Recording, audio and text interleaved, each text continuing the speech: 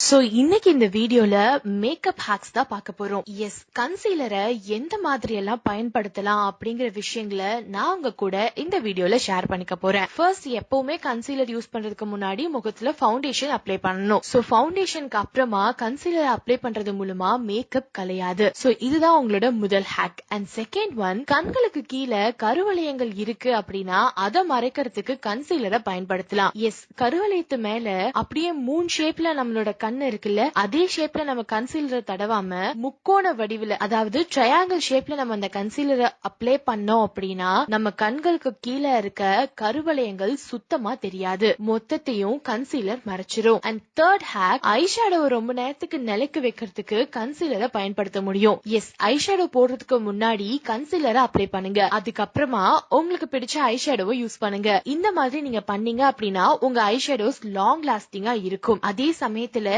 நீங்க eyeshadow primer வாங்கணும்னு அவசியம் கிடையாது. அதுக்கப்புறம் லிப்ஸ்டிக் பயன்படுத்துறதுக்கு முன்னாடியும் நீங்க இந்த கன்சீலரை பயன்படுத்தலாம். கன்சீலர் போட்டுட்டு அப்புறமா நீங்க லிப்ஸ்டிக் போட்டீங்க அப்படின்னா லிப்ஸ்டிக்கோட அந்த கலரோட ஷேடே டிஃபரெண்டா இருக்கும். அண்ட் அது பாக்குறதுக்கும் ரொம்ப ரியலா இருக்கும். அண்ட் லிப்ஸ்டிக்கும் உங்களுக்கு லாங் லாஸ்டிங்கா நிக்கும். சோ இதுவும் உங்களுக்கு கண்டிப்பா யூஸ்ஃபுல்லா இருக்கும். அண்ட் அடுத்த ஹேக், உங்களோட முகப்பருவை மறைக்கிறதுக்கு கூட நீங்க கன்சீலரை பயன்படுத்தலாம். முகப்பரு எப்பவுமே நம்ம அழக கெடுக்கும். சோ அதை மறைக்கிறதுக்கு கன்சீலரை நீங்க யூஸ் பண்ணணும். ஆனா அதுல ஒரு சின்ன விஷயம் இருக்கு. கிரீன் கலர் கன்சீலரை ஃபர்ஸ்ட் உங்க முகத்துல அப்ளை பண்ணிட்டு அதுக்கு மேல உங்களோட ஸ்கின் கலர் கன்சீலரை அப்ளை பண்ணணும். இந்த மாதிரி நீங்க அப்ளை பண்ணீங்கன்னா எவ்வளவு பெரிய பரு இருந்தாலும் அந்த பரு ஆஃப்டர் மேக்கப் உங்களுக்கு சுத்தமா தெரியாது. சோ இந்த மேக்கப் ஹேக்ஸ் உங்களுக்கு எந்த அளவுக்கு யூஸ்ஃபுல்லா இருந்ததுன்னு கீழே இருக்க கமெண்ட் பாக்ஸ்ல கமெண்ட் பண்ணுங்க. இது வரைக்கும் IBC மங்கை ஃபேமிலியில ஜாயின் பண்ணாதவங்க இப்போ சப்ஸ்கிரைப் பண்ணி ஜாயின் பண்ணிக்கோங்க.